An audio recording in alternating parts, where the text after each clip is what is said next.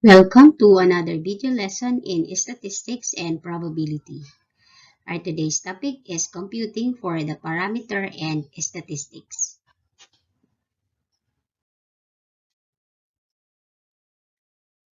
Our today's objectives are distinguish between a sample statistics and a population parameter and calculate the parameter or statistics of the given data.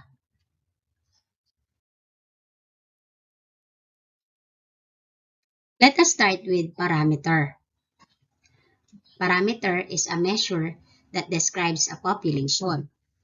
Parameters are usually denoted by Greek letters like this 2.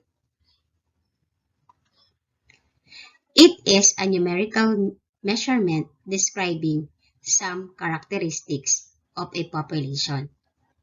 So when we're talking about parameter, we are referring to a population itself. So these symbols symbolizes as number 1, the population mean. This symbol is read as mu, which means that this is a symbol for the population mean. That when you see this as the representation for mean, this means that the given data is from a population. We also have the population variance. The symbol for the population variance is like this.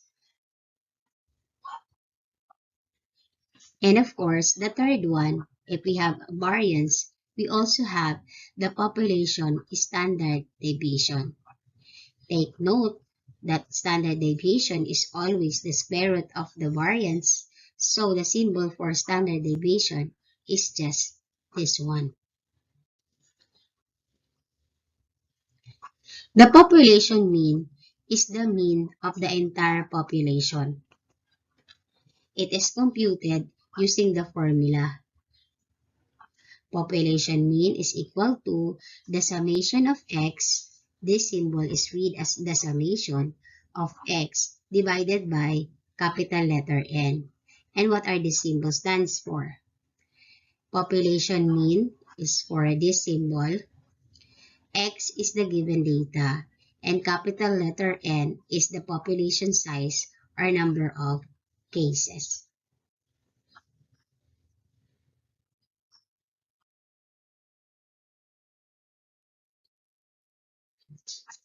We also have statistics. If the parameter is for population, statistics is a measure that describes a sample. This time, it is describes about the sample. Statistics is usually denoted by Roman letters X and S. These two letters stands for representations also. Statistics is a numerical measurement describing some characteristics of a sample. So take note of that. When we say parameter, we're talking to population. When we say statistics, we are referring to sample. So, with this given illustration, as you can see, the whole rectangle is the population and part of the population is the sample. Getting part from the population and this part will now be called sample. The population is always the totality or the all set of data, while sample is just part of the population.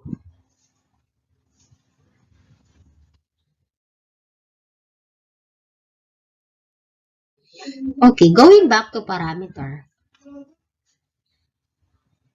Example under parameter is that the numbers of teachers in 6 departments of a certain high school are 18, 16, 14, 15, 19, and 20. find the population mean. Take note that we are in parameter. This means that we are talking about population. Find the population mean. So our formula for population mean is the summation of mu, or population mean, is equal to the summation of x divided by the number of population. So first solution, since it says here that it is the summation of x and the value of the x are 18, 16, 14, 15, 19, and 20. So first step in the solution is to add all the data. So we have 18 plus 16 plus 14 plus 1 plus 19 plus 20 equals 102. So that's the first step. In short, summation of x is equal to 102 divided by, and then divide the sum by the number of departments. So how many departments do we have?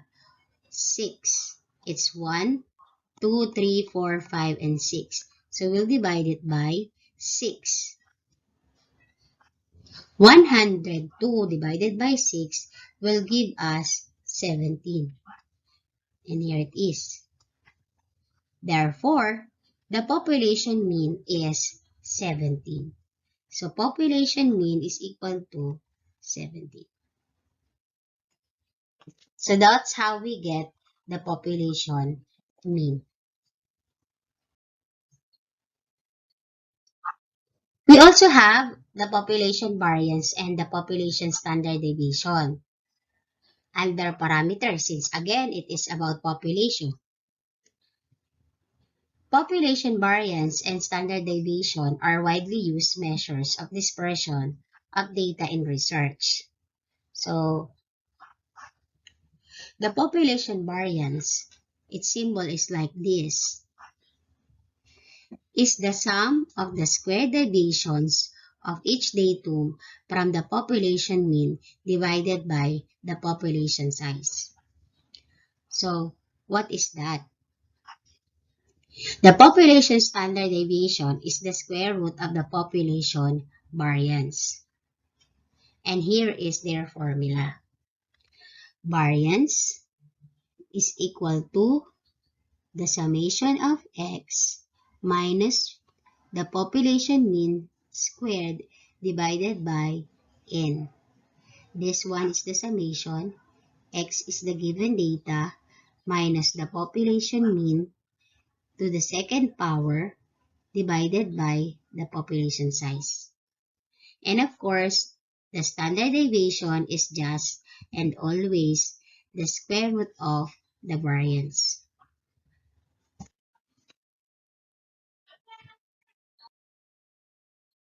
Example number 2. The ages of 9 English teachers in a certain public school are 30, 34, 32, 38, 26, 36, 44, 31, and 35. Compute the following. Letter A is the population variance, and letter B, population standard deviation.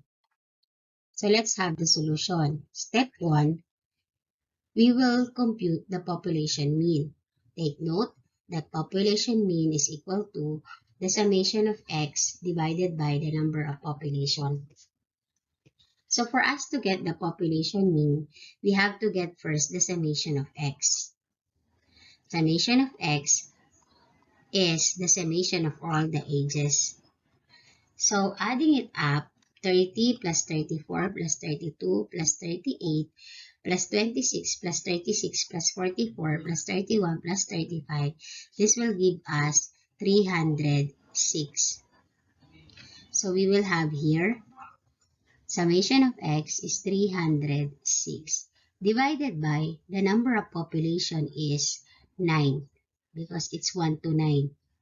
So 306 divided by 9 will give us 34. After that, step number 2 says, subtract the population mean from each of the data. So, we will have the step 2, we will subtract the population mean from x.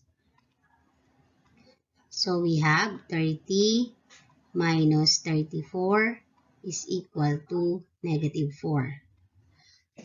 34 minus 34 is equal to 0. So I will just have 32 minus 34 is negative 2. 38 minus 34 is negative 4. 26 minus 34 is negative 8. 36 minus 34 is 2. 44 minus 34 is 10. 31 minus 34 is negative 3. And 35 minus 34 is 1. After that, step number 3, square all the deviations of the data from the population mean. So, isi-square natin itong mga to. When we say square, we will multiply it by itself. So, negative 4 times negative 4 is 16. 0 times 0 is 0. Negative 2 times negative 2 is positive 4. Negative 4 times negative 4 is 16. Negative 8 times negative 8 is 64. 2 times 2 is 4. 10 times 10 is 100. Negative 3 times negative 3 is 9. And 1 times 1 is 1. After that is step number 4. Find the sum of all the square deviation. So we will have to add it up, so that we will get the value of the summation of x minus mean squared. So, i-add natin yan at yun ang value. Gamit ang calculator, maigi may calculator sa tabi, 16 plus 0 plus 4 plus 16 plus 64 plus 4 plus 100 plus 9 plus 1. This is 214. So, this will be the summation of x minus mean squared. So, ilalagay ko siya dito, 214 divided by, ano ba ang n? Ang n natin ay 9. So, 214 divided by 9, our variance is 23.78. And for us to get the standard deviation, since this is the square root of the variance, this is just the square root of 23.78. Square root ng 23.78 ay 4.88.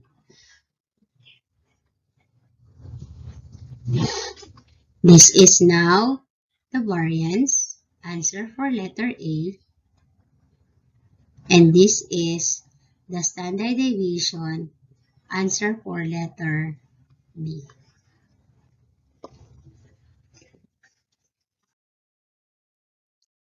Let us have examples for the statistics. Again, statistics is a measure that describes a sample. The examples of statistics are the following. We have the sample mean. The symbol is X with a bar. The sample variance. The symbol is small letter s squared. And sample standard deviation, which is small letter s. So, ang pagkakaiba lang nila, pag statistic sample. If you can see symbol like this means that it is a mean for sample. And variance is s squared. So, kung ganito ang representation ng variance mo, yan ay para sa statistics or para sa sample. Same with the standard deviation, small letter s. The sample mean is the average of all the values randomly selected from the population. So, we have the sample mean is equal to the summation of x divided by small letter n. Yung X, ito yung mga values. Yung small letter N ay sample size. Example 3. The ages of 9 English teachers in a certain public school are 30, 34, 32, 38, 26, 36, 44, and 30, 31, and 35. Assume that the researcher randomly selected only 5 out of 9 English teachers. Compute the sample mean. So, kung natatandaan, ito yung given natin kanina. Ang gagawin natin, for us to get the sample mean, ang sabi nga dito, sample mean is the average of all values randomly selected from the population. So, ang population natin, ito. Mula dito sa population, ang ginawa lang niya ay kumuha ng sample at ang kinuha niyang sample ay 5 lang out of 9. Ang pagpili niya, paano niya nakuha yung 5 yon is through random sampling. So assume that ang mga napili niyang sample age ay 34, 38, 36, 31, tsaka 35. For us to get the mean, we'll have to add up 34 plus 38 plus 36 plus 31 plus 35, and that's equal to 174. Sample mean is equal to summation of x divided by n. So 174 divided by 5, sample mean is 34.8. So sample mean lang naman ang hinihingi, kaya sample mean lang ang ino-compute natin.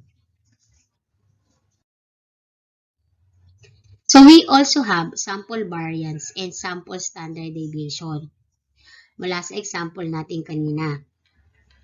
So ito pa rin yun sa example number 4. The formula for sample variance is this one. S squared is equal to the summation of x minus mean squared divided by n minus 1. And the standard deviation is the square root of the variance. So kaya ito ang formula niya. Since we know that the mean is, ano nga bang mean natin kanina? 34.8. So, mula sa teacher 1 to 9, itong mga ages nila, kumuha ng sample, 34, 38, 36, 31, 35, kinompute yung mean na equal sa 34.8. Ang next step ay kagaya lang din ng pagsusod natin sa population variance. Next step is to subtract the mean from the x values or the sample age. Kaya 34 minus 34.8 ay negative 0.8. 38 minus 34.8 ay 3.2. 36 minus 34.8 is 1.2. 31 minus 34.8 ay negative 3.8. At 35 minus 34.8 ay 0.2. After mong kuhanin ang difference, we will now multiply itself. Multiply it by itself. So, x minus mean squared. So, negative 0.8 times negative 0.8, this means that squaring itself. Kaya kasama si negative sa ini-square. It gives us negative 64. 3.2 times 3.2 is 10.24. 1.2 times 1.2 is 1.44. Negative 3.8 times negative 3.8 ay positive 14.44. At 0.2 times 0.2 ay 0.04.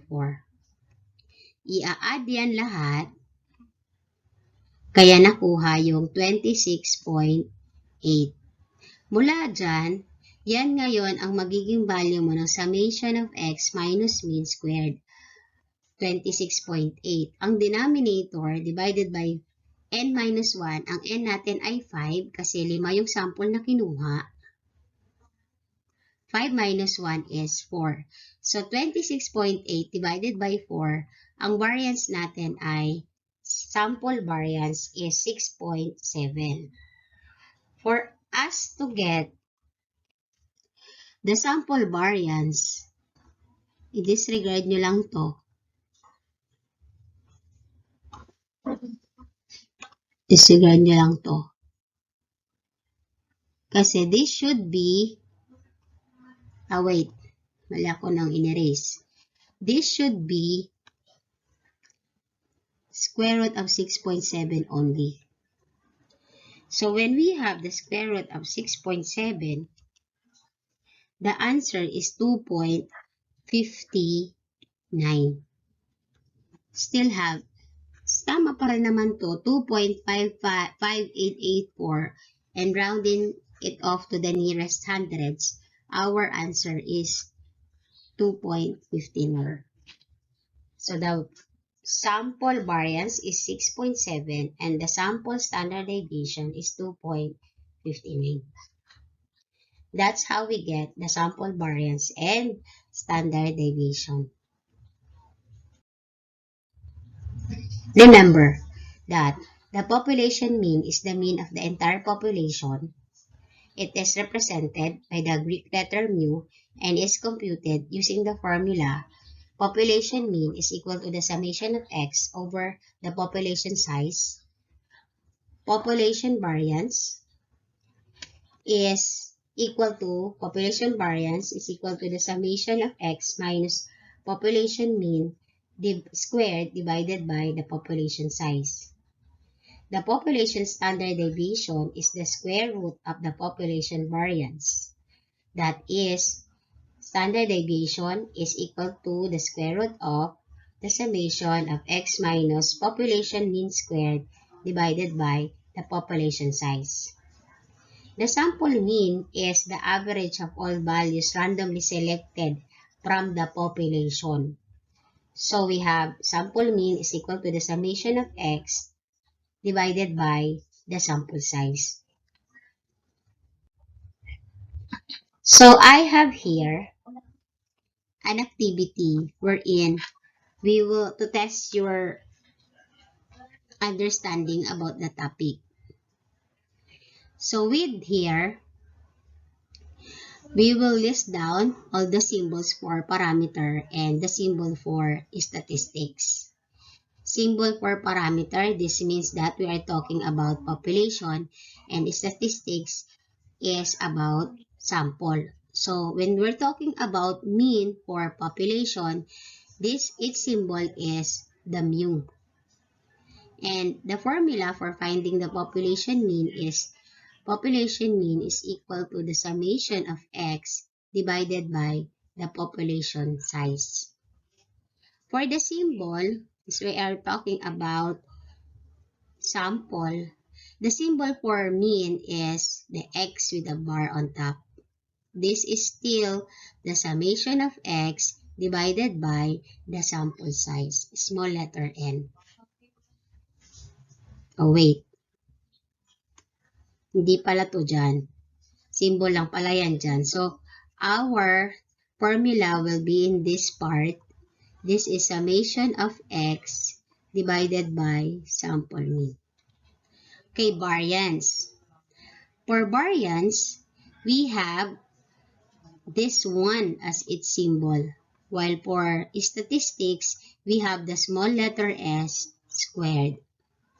Its formula is variance is equal to the summation of x minus population mean to the second power divided by the sample size. For the statistics, this is variance is equal to the summation of x minus mean or the sample mean squared over the population size minus 1. So kung papansinin nyo, parehas lang naman halos. Nagkakaiba lang sila sa divisor. Standard deviation is always the square root of the variance. So, square root ng symbol na yan ay ganyan. So, ang formula ng standard deviation ay equal sa square root ng variance, summation of x minus population mean squared over the sample size. Here, we have S. So, standard deviation or sample standard deviation is the square root of summation of, let's erase it. So, we'll have the summation of x minus sample mean squared divided by n minus 1. So yan, ganyan ang mga symbols sa parameter at sa statistics.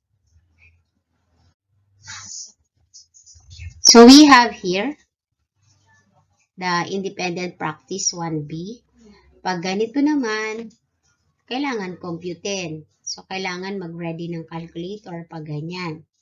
Pag parameter, ito yung data natin.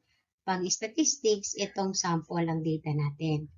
So, for us to get the mean for parameter, this is mu equals 1 plus 2 plus 3 plus 4 plus 5 divided by 5. So, kung bibilangin mo yan, 1 plus 2 plus 3 plus 4 plus 5, this is equal to 15 over 5. The mean is equal to, over 5. The mean is equal to 3. For statistics, the mean is equal to the summation of x over sample size. So we have 2 plus 4 plus 5. We'll have 2 plus 4, 6 plus 5, 11 divided by 3. 11 divided by 3 is 3.67. 3.67. Ayan. So, for variance, ang variance natin ay we have variance is equal to the summation of x minus population mean squared over sample population size. So, kailangan natin i-minus. Kailangan natin may data. So, kung ito yung mga data mo, ito yung x natin, gawa ko ng table itong maliit. 1, 2, 3, 4, 5. Tapos, x minus mean. So, we have 1 minus 3, negative 2, 2 minus 3, negative 1, 3 minus 3, 0, 4 minus 3, 1, 5 minus 3, 2. So, ang x minus mean squared natin ay 4, 1, 0, 1, 4. So, kung i-add ko yan, 10. So, in short, ang summation ko dito ay 10 over 5. Kasi ang n natin ay 5. 10 divided by 5, ang variance ay 2. So, ang standard deviation mo ay square root ng 2.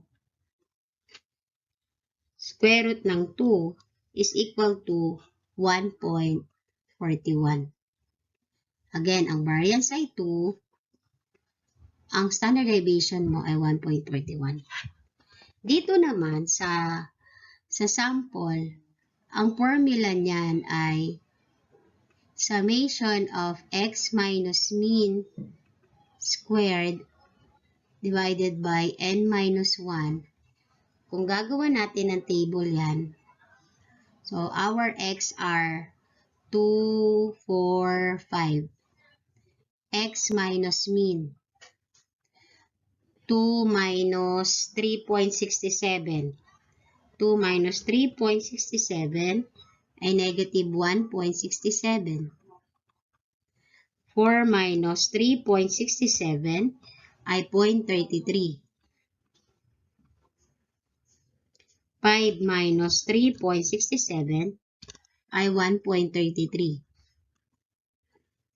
Ngayon, ang sunod na step ay square yan. So, negative 1.67 times itself is 2.79. 0.33 times 0.33 ay 0.11.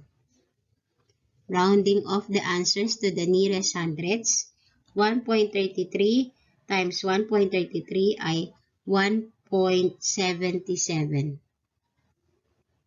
Tapos, i-add mo yan kasi summation of x minus mean squared ka, 1.77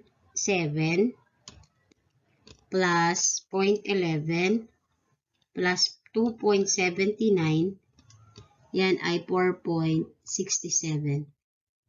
So, this will be 4.67 divided by n minus 1. Ang n mo dyan ay 3 minus 1, 2. So, 4.67 divided by 2, 2.34. So, ito ang variance natin, sample variance. Ang sample standard deviation ay square root lang naman ng variance. So, we have 2.34. So, this will be square root ng 2.34.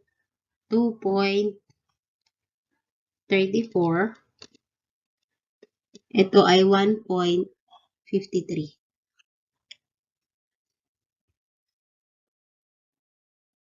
So, this is the variance. And this is the standard deviation for sample. So, that are the answer. For this one, this will be your assignment.